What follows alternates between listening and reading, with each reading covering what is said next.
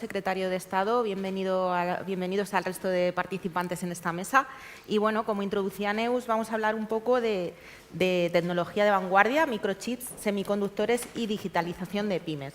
Es uno de los sectores estratégicos del Gobierno en el plan de recuperación y por eso el presidente del Gobierno anunció un PERTE centrado precisamente en los microchips y en los semiconductores. Y con él España quiere convertirse y situarse en la vanguardia del progreso tecnológico. Este sector es clave en la coyuntura de transformación digital que vivimos y estará dotado con 11.000 millones de euros, que es una parte muy importante de todos los fondos europeos que se están desarrollando en PERTES. ¿Por qué es tan importante este sector para el Gobierno, señor secretario de Estado, y cuáles son los principales objetivos de este PERTE en concreto? Bueno, el por qué es muy importante, pues es, yo diría que es casi evidente, ¿no? Yo creo que todos nosotros estamos permanentemente, hoy día ya, rodeados de semiconductores, de microelectrónica, de chips, ¿no? que llamamos. Están en todas partes, están en los electrodomésticos, están en los vehículos, están obviamente pues en los quirófanos, están en las televisiones, por supuesto en los móviles, ¿no? Estamos totalmente rodeados de sistemas de semiconductores y de chips, ¿no? Y además este es un fenómeno creciente, es algo que se va multiplicando conforme la sociedad digital avanza. Nosotros ya estamos inmersos en una sociedad digital, pero conforme la sociedad digital evoluciona, pues cada vez hay una mayor demanda, ¿no?, de estos dispositivos que son los que nos ponen en contacto y aprovechan esa sociedad digital. Pensemos, si vamos a hablar, por ejemplo, de que las fincas agrícolas se van a gestionar a través de sensores dispersos por ahí. Todos esos sensores van a ser semiconductores, ¿no?, en su interior, ¿no? Si pensamos que todas las fábricas van aparte de que lo que fabrican ya tiene semiconductores, todos los robots que utilizan esas fábricas ya tienen semiconductores, ¿no? Entonces, eso es lo que hace que, bueno, estamos inmersos en ese mundo. Y es un mundo de demanda creciente, cada vez va a haber más demanda de esos semiconductores. Y además de eso, hemos visto en los últimos tiempos, ¿no?, en estos últimos años, que pueden suceder circunstancias que no permitan que los semiconductores sean suministrados a tiempo porque su fabricación está muy concentrada o una parte de esos semiconductores de altas prestaciones está muy concentrada en el mundo, ¿no? Y ahí tenemos varios ejemplos. Entonces, todo esto unido junto con la realidad de que en España ya existe en capacidades científico-tecnológicos, incluso industriales, en determinado tipo de segmentos de semiconductores, es lo que justifican que tengamos la oportunidad de dar un salto cualitativo y cuantitativo en términos de ir más a la vanguardia en el ámbito de los semiconductores, aprovechar todas estas fortalezas y constituirnos como uno de los entornos, como uno de los países en los que el diseño, la investigación incluso, y la fabricación pueden tener lugar con escala, digamos, para atenderlo con escala global, con un cierto liderazgo global, ¿no?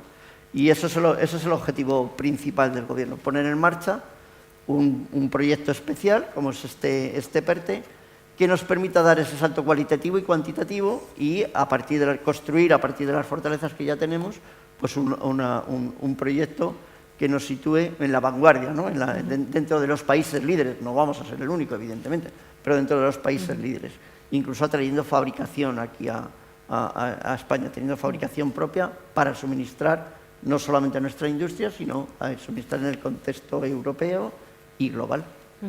Explicaba el Gobierno, y también lo ha dejado usted claro en esta introducción, que es un sector muy importante también geoestratégicamente.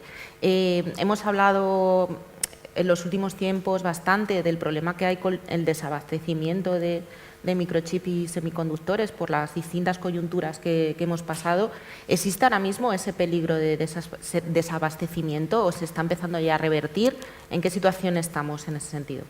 Bueno, yo creo que el desabastecimiento fue muy evidente en el año 2021, ¿no? Se ralentizaron muchas de las actividades, por ejemplo, en el ámbito de la automoción, ¿no? Pues empezaron a introducir retardos en el suministro de vehículos, ¿no? En la entrega de vehículos, o sea que sí en el año 2021 se hizo muy evidente.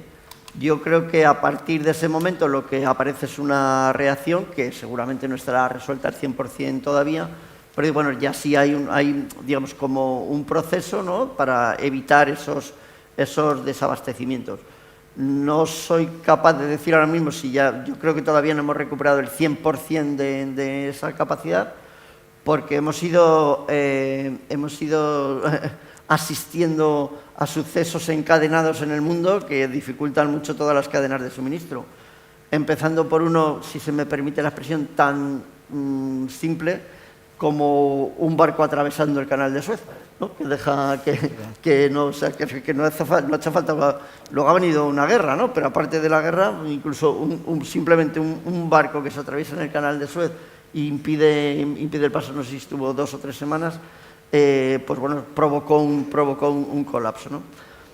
Eso es lo que realmente yo creo que, o sea, yo lo tomo lo positivo de esto es el aprendizaje que hemos realizado, ¿no? Que inmediatamente nos hemos dado cuenta de que el modelo de que se produce solo en una parte del mundo y se suministra a otra, que es la que lo consume, no funciona.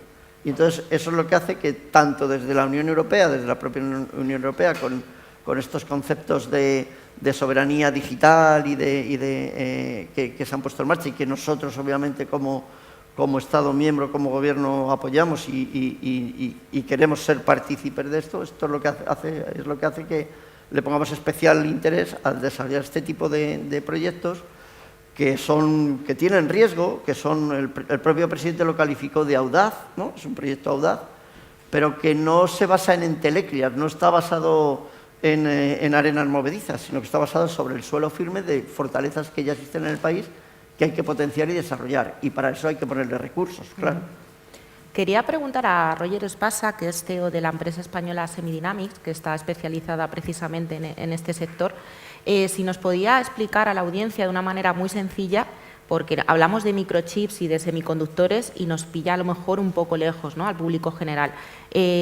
¿En qué consiste? ¿Por qué son tan importantes para la industria y la tecnología en este momento? ¿Y por qué se ven afectados de esta manera por esta crisis que estamos viendo ahora mismo de desabastecimiento? ¿Por qué está pasando esto y por qué son importantes? Son muchas preguntas. Sí, y además breve. Bueno, un microchip es un pequeño cuadradito de silicio. Este silicio entra en una fábrica y encima de este silicio se hace un dibujo para el público. Y tardamos 12 semanas, o sea, 3 meses en que el silicio, desde que entra de la fábrica, sale el chip finalizado al final. El chip, tal como sale, se encapsula en una cajita de plástico y metal, y esto es lo que manipulamos y acabamos tocando y está dentro de nuestro teléfono, de nuestros coches. ¿Por qué es tan importante? Ya se ha dicho y no lo voy a repetir. ¿Y por qué hay desabastecimiento? Bueno, pues la capacidad mundial, cuando hacemos un chip, se mete en la fábrica una oblea, que es una cosa que se parece a esta mesa, un poquito más grande que esta mesa, y la capacidad mundial de fabricación de obleas es alrededor de 240 millones de obleas al año. Y las fábricas, la suma de todas las fábricas de todo el mundo están al 93% de demanda, con lo cual estamos tan cerca del máximo que cualquier pequeño evento produce ese desabastecimiento. Y se produjeron 3 elementos que ya se han comentado. Uno, un elemento geoestratégico con una provisión a Huawei. Huawei entró a hacer una sobrereserva de capacidad que junto con la pandemia los fabricantes de automóviles dejaron de pedir reservas a las fábricas, que se juntó con el incremento de todo el mundo comprando portátiles para atender remotamente a las clases o a lo que fuera. Y nos encontramos en que cambió la demanda y de repente los fabricantes de automóviles, cuando quisieron volver a pedir esa reserva, que ya está al 93, pues no había. Entonces nos faltan fábricas, es decir, la demanda de cálculo mundial crece tan rápidamente que no hay suficientes fábricas. Por eso cualquier iniciativa que sea a incrementar esa capacidad y evitar los problemas geoestratégicos, ciertamente es muy bienvenido, ¿no? Entiendo que evidentemente acogen con entusiasmo este plan y que esperan que pueda servir para tejer una red industrial en este sentido en nuestro país. ¿Cree que es suficiente bueno, y cuánto tiempo cree que puede llevar? Lo acogemos con mucho entusiasmo y distinguimos dos partes, ¿no? Hay que tener una fábrica, en la fábrica hacemos bromas, les llamamos pizzas, pero tenemos que tener los dos aspectos, tenemos que tener la fábrica y tenemos que tener algo que meter dentro de la fábrica. Si construimos una fábrica en el sur de España para hacer chips de China, no tiene mucho sentido, o para hacer chips americanos tampoco tiene mucho sentido. Por lo tanto, es un ecosistema doble: fábrica en un lado, que es lo que es más popular y lo que sale en la prensa, y chips propios europeos que entren dentro de la fábrica. Si no, para ese viaje no hacían falta alforjas, ¿no? Entonces, ese doble, si el PERTE nos sirve para impulsar ambos aspectos, que estoy seguro que lo hará, pues es muy, muy bienvenido, ¿no? Y entonces debe cubrir pues todo, desde la fábrica hasta lo que entra en la fábrica. Señor secretario de Estado, ¿confían en que España y Europa puedan ser menos dependientes de las grandes potencias internacionales en este sector? Totalmente, totalmente. Por aclarar, claro, sí, el PERTE que estamos ultimando contempla las dos partes, ¿no? Contempla la fabricación, pero también lo que es la fase de diseño, pilotaje, etcétera, ¿no? Que es imprescindible, totalmente, claro.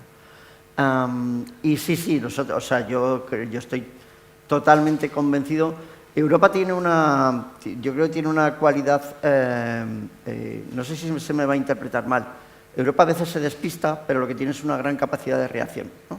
Entonces yo creo que en este es un ámbito en el que, si me permiten el ámbito coloquial, se ha despistado unos años, pero sí que tiene mucha capacidad de reacción, ¿no? Y de hecho, bueno, pues el hecho de que se esté aprobando una nueva ley una nueva ley sobre los chips y cómo acelerar esos procesos, hacen que obviamente sí, Europa tiene capacidad y lo va a conseguir, recuperar esa soberanía tecnológica y esa independencia respecto de otros ámbitos del mundo. Yo pondría aquí con un pequeño matiz, o sea, que es recuperar la fortaleza suficiente como para ser un actor en la cadena global, ¿no? Que ahora mismo tiene un poco perdida, ¿no? Y yo estoy convencido de que sí. Y lo que pasa es que también quería poner este pequeño matiz porque la independencia absoluta de territorios o de sistemas establecidos en territorios tampoco es real. Lo que sí que, o sea, tampoco creo que se vaya a producir, ni se produce ni se va a producir, ¿no? Porque al final hay bastante interdependencia todavía, ¿no? Y lo que pasa es que sí, en el ámbito de los semiconductores yo creo que se recuperará plenamente. Quería preguntar a Carlos Gándara, que es director de negocio de empresas de Samsung.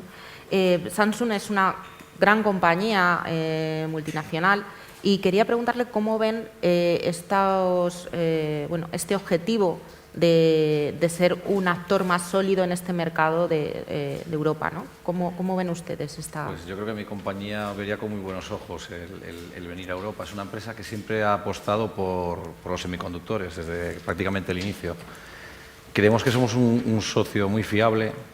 ¿Por qué? Pues por el cariz innovador. O sea, Samsung lleva innovando muchísimo tiempo, tiene fábricas en Europa, tiene fábricas en el resto del mundo. De hecho, el año pasado hemos invertido otra vez en la fábrica que tiene Samsung en Texas, en Estados Unidos, y desde nuestra casa se vería con muy buenos ojos el deslocalizar un poco la producción del sudeste asiático y que haya más opciones, ¿no? Porque también nosotros hemos sufrido el problema que comentaba don Roberto de la falta del desabastecimiento de los semiconductores, y nos ha provocado pues muchos problemas en la cadena de suministros. ¿Hay suficientes trabajadores cualificados en nuestro país para aumentar nuestra presencia en este sector? Esta pregunta, por ejemplo, para Roger, si nos puedes contestar. Bueno, el sistema universitario produce una gente muy buena. Nuestro problema no es tener trabajadores, sino retener trabajadores. Alguien que quiera trabajar en microchips a los 22 años, hoy, ¿qué hace? Pues se va a California, Oregón o Cambridge. ¿Qué les tenemos que ofrecer nosotros? Pues dos cosas. Una es poderle decir, mira, vas a trabajar en el mejor chip del mundo.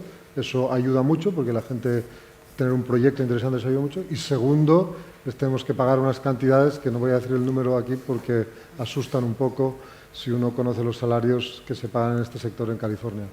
No hace falta pagar lo mismo que en California, porque se vive mucho mejor aquí que allá, pero ciertamente son las dos cosas. O sea, talento hay, retenerlo requiere proyecto y capital. No sé si en relación a esto nos podría avanzar algún detalle del PERTE, si hay alguna iniciativa, por ejemplo, para atraer inversión extranjera o para cualificar a trabajadores y retenerlos, porque bueno, todavía está pendiente de aprobación. Hemos escuchado esta mañana al presidente del Gobierno que anunciaba que se espera que se ponga en marcha las próximas semanas, pero no sé si nos podría dar una pincelada de alguna cosa concreta que podamos ver en este plan. Bueno, estamos trabajándolo, ultimando detalles. Yo creo que sí que merece la pena a lo mejor mencionar sobre qué ámbitos, ¿no? se produce este PERTE, ¿no? Uno es el refuerzo de la capacidad de I+D+I, ¿no? O sea, todo lo que es esto que ahora tenemos, ¿no? En este ámbito, lógicamente. Otro, como he mencionado, pues se sitúa también en el ámbito de incrementar las capacidades de diseño y dedicado todo a la parte de diseño de chip, como muy bien comentaba. Claro, no sirve de nada tener una fábrica que no tienes no tiene que fabricar, ¿no? O sea, tienes la materia prima, pero no tienes que fabricar, ¿no? Entonces, obviamente, es esa parte. Y luego hay otra parte dedicada a lo que es la implantación de verdad de las fábricas auténticas, las que sean capaces de hacerlo. Y luego sí también hay algunas actividades conectadas, ¿no? Como son pues temas relacionados también con la capacitación o digamos con ser atractivos desde el punto de vista del talento, ¿no? Yo creo que es bastante omnicomprensivo. También hay que entender que es un PERTE que solamente, o sea, que tiene una visión de medio-largo plazo, ¿no? Porque estamos hablando de actuaciones tecnológicamente muy complejas, muy de último nivel, y en el que también, lógicamente, en el PERTE contemplamos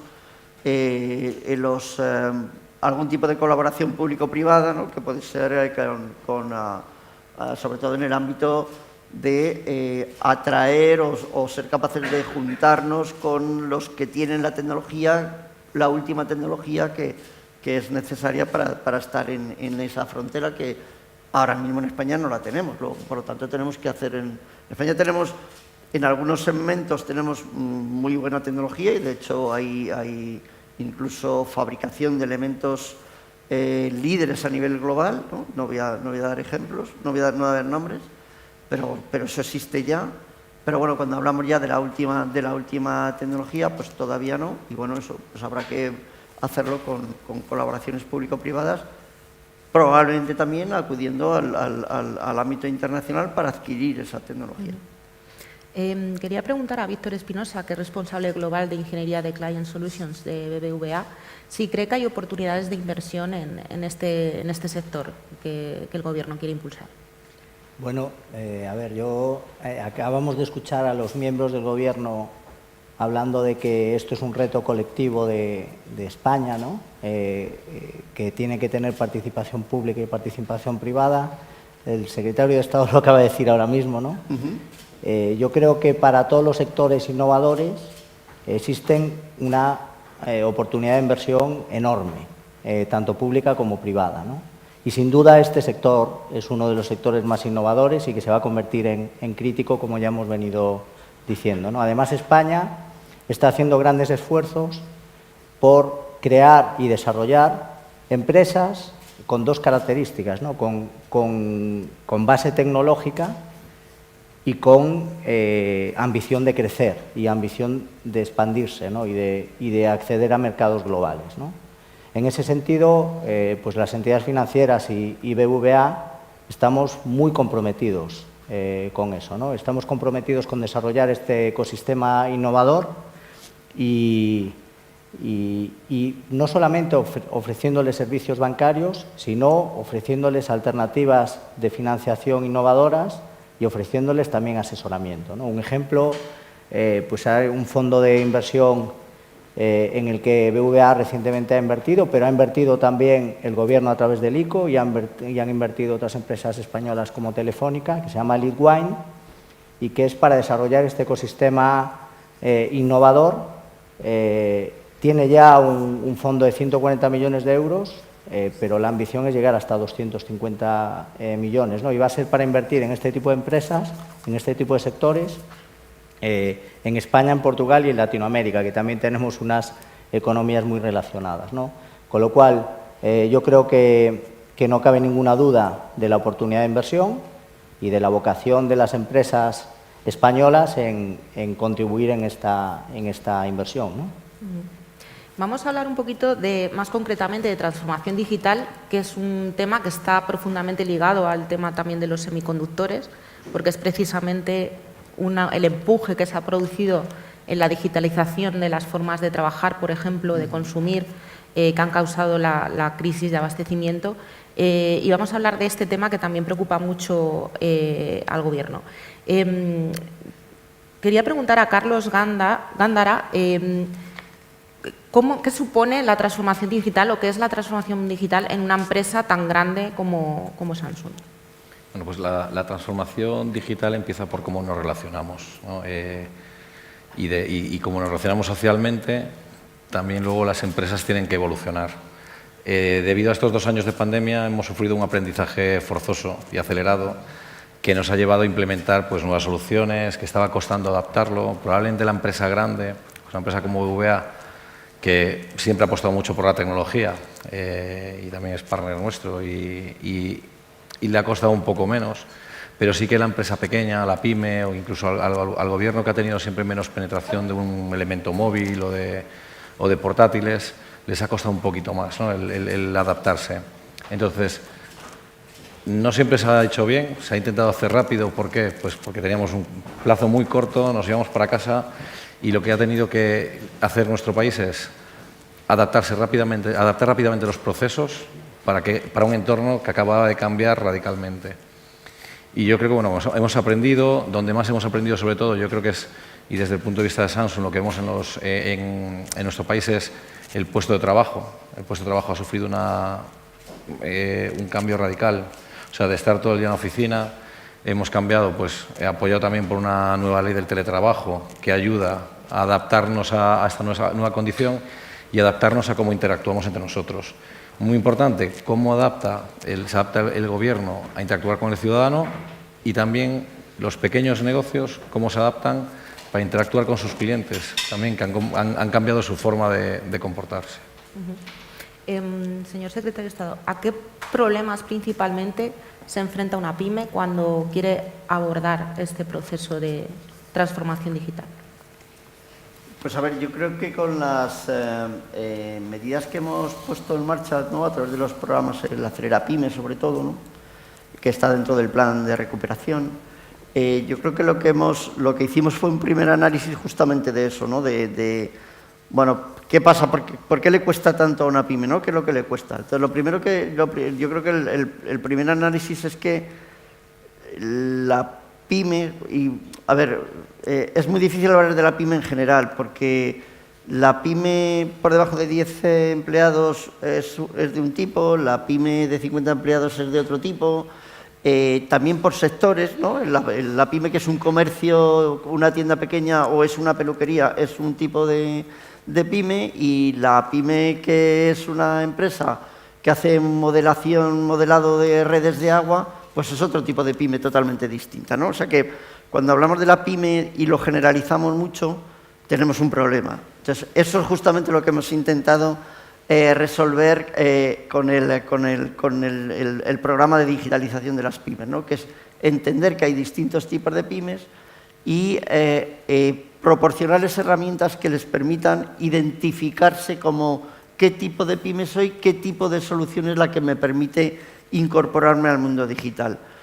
Porque aquí, yo esto lo digo muchas veces y parece de perogrullo, pero no hablamos de digitalizar la pyme, hablamos de transformarla digitalmente, que es un poquito distinto. Es cómo me transformo en las cosas que hago, cómo me dirijo a mis clientes, qué información obtengo de ellos y cómo hago todo eso en el mundo digital, ¿no? Entonces, yo creo que las dificultades que se enfrentan son muchas veces las del propio diagnóstico, diagnosticarte en cómo estoy, porque a partir de que yo sé lo que me pasa soy capaz de proporcionar soluciones, ¿no? Eso es lo que hemos hecho con los 6.000 agentes de digitalización que hemos puesto a disposición de las pymes en este programa de Acelera Pyme, que son los que les ayudan a entenderse a sí mismos en el mundo digital, ¿no? Y eso yo creo que es el primer paso imprescindible, de tal manera que entre eso y la cantidad de recursos tan enorme que estamos poniendo a disposición, con la flexibilidad suficiente como para que cada una de las empresas coja de esa caja de herramientas aquella que le resulta adecuada, creemos que ese esfuerzo continuado es el que de verdad va a proporcionar el éxito de conseguir una transformación real de la pequeña y mediana empresa en el ámbito digital. Señor Espinosa, la banca es uno de los sectores que más se ha visto acelerada en el proceso de digitalización para llevar sus servicios a través del móvil, a través de Internet. ¿En qué momento se encuentra el sector en este sentido? Bueno, en primer lugar, el comercio electrónico, que venía creciendo tremendamente durante los últimos años y, como comentábamos antes, un poco forzados por la pandemia, pues sufrió una aceleración tremenda, ¿no? Y esa aceleración se tuvo que absorber por el sector financiero, y está muy relacionada también con los medios de pago, ¿no? Y sobre todo con los medios de pago digitales. Hay algunos datos que son muy llamativos en ese sentido, ¿no? En el último estudio que sacó BBVA Research en marzo, pues comparando los datos de transacciones de medios de pago de tarjetas de marzo del año pasado con marzo de este año, tienen un crecimiento de en torno al 38%. Bueno, pues ese 38%, el 75% es por medios digitales. Solamente un 25% que se hace a través de medios físicos. Bizum ha explotado también, tenemos 18 millones de usuarios, ¿no? También el propio negocio de los bancos, o sea, por ejemplo, en BVA, tanto la captación de clientes, de nuevos clientes, como la venta de productos se hace en un porcentaje altísimo por medios digitales, y estamos respondiendo adecuadamente, nosotros y todo el resto de las entidades financieras españolas, ¿no? Entonces, por ejemplo, en el primer trimestre de este año, el 70% de la venta de productos lo hemos hecho a través de canales digitales, no de canales físicos, ¿no? Lo cual es espectacular y era impensable hace 4 años, ¿no? O la captación de clientes. En marzo captamos en España 90.000 nuevos clientes, que es una cifra récord de la serie histórica. Pues de eso, más de la mitad, el 52%, son digitales, ¿no? Yo creo que tenemos que estar muy orgullosos del sector financiero español, que ha liderado siempre en innovación y los últimos años más, ¿no? Y tenemos muchos ejemplos de eso que luego, si queréis, podemos comentar, ¿no? Señor Roger Espasa, también me gustaría saber cómo ha sido la experiencia estos años de pandemia en una empresa como la suya, también puntera en tecnología. ¿Cómo han vivido estos cambios? Si ha habido algún cambio destacable en ese sentido en las formas de trabajar, y si cree que la localización del puesto de trabajo ha dejado de tener importancia en ese sentido.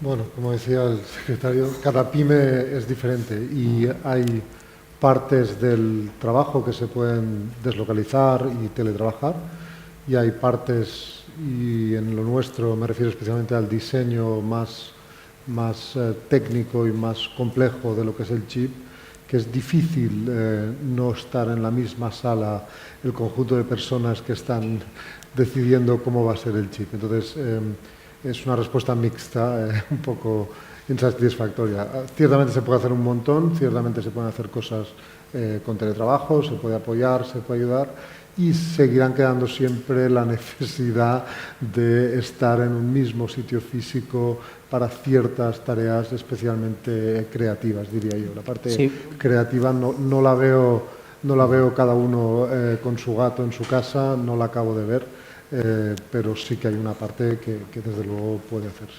Por complementar lo que dices, yo estoy completamente de acuerdo con lo que dice, ¿no? Hay partes de la cadena de valor de cualquier empresa, pequeña, mediana o grande, que se pueden hacer en remoto y eso lo hemos aprendido a la fuerza con la pandemia, ¿no? Y tenemos que aprovechar ese aprendizaje. Y hay partes del proceso creativo que son muchísimo más productivas si se juntan, ¿no? Con lo cual, por ejemplo, BBVA está yendo a un modelo de trabajo muy flexible, híbrido, en el que hay un porcentaje importante del tiempo que teletrabajamos y hay algunas ceremonias y algunas partes que preferimos los equipos trabajar conjuntamente en un mismo espacio físico, ¿no? Y hay otro aspecto que tampoco podemos olvidar, que es el aspecto de creación de equipo, ¿no? Y de creación de cultura de empresa. Con lo cual, si teletrabajamos mucho, tenemos que suplir esa parte con otra serie de medidas y de ceremonias, ¿no? También para que se cree, porque hemos vivido durante la pandemia un poco de rentas de los equipos que ya teníamos, ¿no? Pero la incorporación de equipos pues también es un reto en un entorno de teletrabajo completo, ¿no? Sí, yo si me permites añadir, estoy totalmente de acuerdo. O sea, lo que es difícil sin la presencia física cercana es la creación de los equipos, el introducir la cultura de la organización. Todavía no sabemos cómo hacer eso en teletrabajo, ¿no? Por decirlo de una forma. No sabemos cómo promover la cultura de la organización y la cultura del equipo, y sobre todo en un determinado tipo de trabajos muy creativos que lo que requieren son la realización del proceso conjunto en su totalidad, ¿no? Entonces eso no se puede sustituir. El toque humano que le falta a veces a la tecnología. No, incluso el que cuando tú estás creando una pieza entre varios, colaborativamente, necesitas verla y poder opinar en ese momento sobre la propuesta que te ha hecho de cambiar esto hasta aquí. Y necesitas decir, no, eso así no va a funcionar, ¿no? Y tienes que hacerlo en el momento. No puedes, eso no funciona todavía en teletrabajo. Veía a Carlos asentir también, entiendo que también compartes estos puntos de vista. Antes comentábamos, bueno, hemos comentado todos el acelerón que hemos dado, pero esto no se ha acabado. De hecho, ahora tenemos que evaluar qué hemos hecho bien y qué hemos hecho mal. ¿Vale? Las videoconferencias interminables, por ejemplo, yo soy partidario de que se acaben. ¿Por qué? Pues porque... Y todos, creo. Pues porque al final sí, han evolucionado mucho todas las herramientas de videoconferencia, de colaboración, pero ahora somos nosotros los que nos tenemos que adaptar a sacarle partido. Bueno, nos pasará a todos. Mucha gente ha entrado durante la pandemia en la compañía y empezamos a conocerles. O sea, ahora estamos apostando todos más por una estrategia mixta, creo que vamos todos en un camino más de mixto que de teletrabajo absoluto, y bueno, como decimos los españoles, el roce hace el cariño y siempre falta ese puntito, y yo creo que más en una pyme, que sí que es lo que hace que el equipo funcione, ¿no? Quería cambiar un poco de tercio y hablar un poquito de la importancia de la inclusión digital, ¿no? Porque a medida que avanza la tecnología, las empresas se transforman y existe una mayor digitalización en todas las empresas y servicios, también hay una parte de la sociedad, de la población, que se queda un poco descolgada, que se nos queda en el camino, ¿no? En cómo está trabajando el Gobierno para cerrar esa brecha digital que hoy en día existe en nuestro país. Bueno, dos reflexiones, ¿vale? Y actuaciones, ¿no? Hay una que me gusta poner siempre por delante, que es que la pandemia nos ha demostrado que la tecnología es muy fácil de utilizar. Es tan fácil que en una semana la hemos adoptado todos los que teníamos acceso, todas las personas que han tenido acceso a la tecnología la han adoptado. Eso significa que es tan buena que la adoptamos sin darnos cuenta. Y de hecho todos nos hemos ido a teletrabajar, las familias han mantenido sus relaciones, yo creo que nunca se han hecho más videollamadas y videoconferencias que las que se hicieron en esa época. Hemos aprendido a la teleenseñanza, y esto lo hemos hecho rápidamente, no solamente los niños, los profesores también, ¿no? O sea que la tecnología es muy fácil de utilizar. Cuando nos ha hecho falta, nos hemos puesto con ella y en semanas, sin haber tenido ni formación previa, ni siquiera organización, ¿no? Hemos ido sin organizarnos, ¿no? En una base muy voluntarista, que también hay que reconocer, ¿no? Y muy solidaria, ¿no? Vale. Luego, por lo tanto, ¿dónde se producen las brechas digitales, ¿no? Este ámbito de la inclusión. Nosotros, claro, yo como estoy en la parte de telecomunicaciones y redes, ¿no? Más que en otras, nosotros tenemos identificadas esencialmente tres grandes brechas digitales y contra las tres estamos con proyectos y planes de actuación, ¿no? La primera es la de la conectividad. Si la red no llega, pues ya puedes tener lo que tú quieras, pero si no tienes red a la que conectarte, sea móvil o sea fija, me da igual, lo cierto es que no, a partir de ahí estás fuera del mundo digital porque no tienes una red a la que conectarte, ¿no?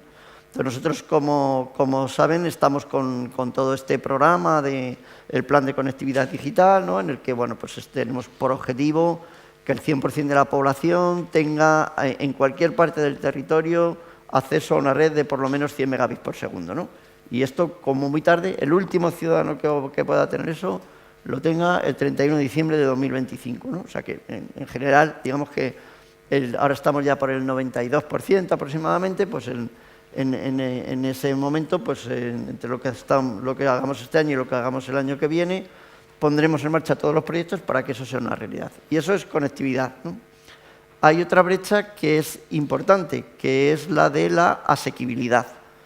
Yo puedo tener la red al lado de mi casa, yo puedo tener la capacidad de manejarme en ese mundo digital, pero si no puedo pagarlo, me pasa lo mismo, no estoy excluido, ¿no?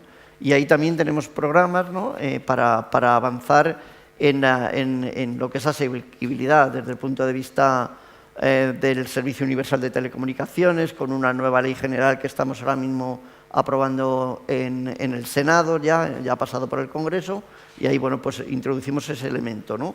Para que no haya nadie que no pueda acceder a la red por cuestiones económicas. Y el tercer elemento que a nosotros nos parece muy esencial es el de la alfabetización digital. Yo puedo tener de todo, pero si no soy capaz de manejarme en este mundo, y entendemos que todavía hay personas, ¿no? Que hay una brecha todavía, y también para eso lo que tenemos son todo un plan de capacitación y formación digital que abarca desde la alfabetización, o sea, desde los elementos más básicos, hasta los doctorados realmente, ¿no? Porque es todo un plan de formación y capacitación. No me extiendo mucho porque si no... No, sí, tenemos de hecho que ir terminando porque ya está llegando la viceprimera ministra Nadia Calviño para la clausura de este evento. ¿Nos da tiempo a una preguntilla más? Pues en ese caso quería preguntarle a Víctor Espinosa precisamente por el tema de la inclusión digital, porque creo que hay un tema ahora muy interesante de debate, que es, por un lado, los bancos cada vez se están digitalizando más y todas las gestiones en los bancos son a través del móvil o de Internet, pero hay una parte de la población que no entiende, que no conoce y que no tiene acceso a estas tecnologías.